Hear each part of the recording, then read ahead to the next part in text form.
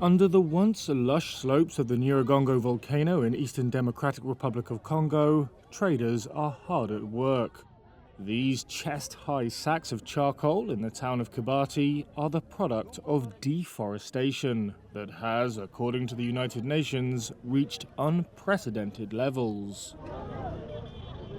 That's amid an ongoing insurgency in North Kivu province by the M23 rebel group.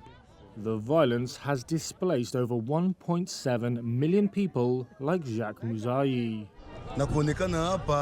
I'm here because we're starving in the camp. We decided to produce charcoal to feed our children. The insecurity has worsened pressure on the region's once densely forested hillsides and the Virunga National Park, home to many of the world's last mountain gorillas. Each morning in Kibati, crowds of locals and displaced people enter the park's territory in search of logs to burn to make charcoal.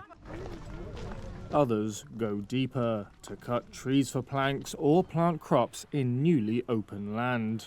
And that's all happening in a park that is one of the most biodiverse territories on the continent, home to 3 types of great ape, bush elephants, and the endangered okapi, nicknamed Africa's unicorn.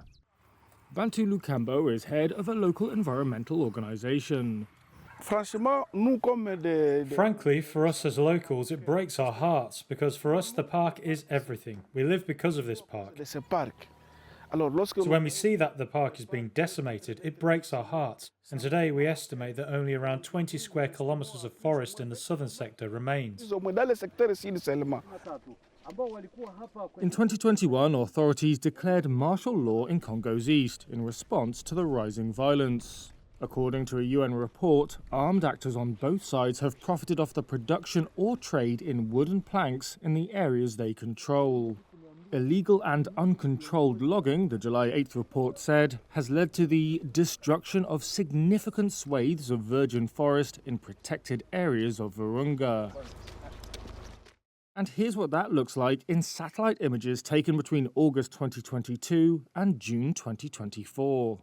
Data from Global Forest Watch, an initiative that uses satellites to track deforestation, showed that annual tree cover loss in Virunga rose over 22% to 16,813 acres in 2021.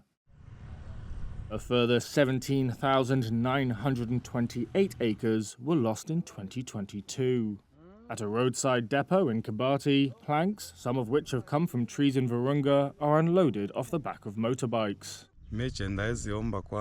Christophe Lewis, one of those displaced by the violence, says you earn up to 500 Congolese francs, that's about 18 US cents, per bike.